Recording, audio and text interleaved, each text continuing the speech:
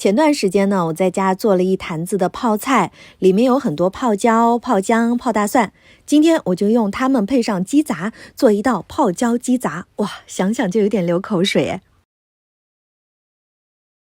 将泡椒切成小段，泡姜先切片，再切成丝。泡蒜同样切丝备用。青线椒切小圈，这个可没泡哈，是新鲜的辣椒。鸡胗洗干净，先切成薄片。鸡肝切片备用。将鸡杂放入大碗当中，加一点白胡椒粉，倒入一点白酒，加盐调味去腥。搅拌均匀了，我们把鸡杂先腌制15分钟，再放入一点淀粉，抓拌均匀。最后加一点油，搅匀了。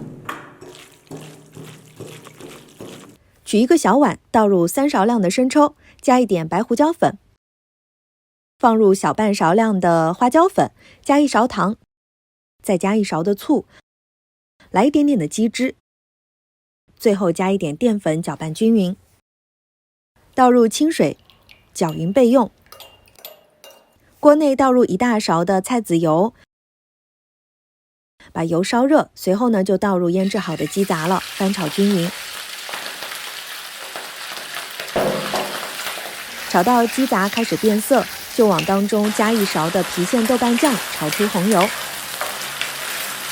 接着倒入切好的泡椒、泡姜、泡大蒜、青线椒，翻炒均匀。炒出泡椒的香味之后，倒入调好的酱汁，翻炒均匀。等锅内的酱汁裹满鸡杂，而且出清油，就可以出锅了。哇塞，这道菜看着是不是很有食欲？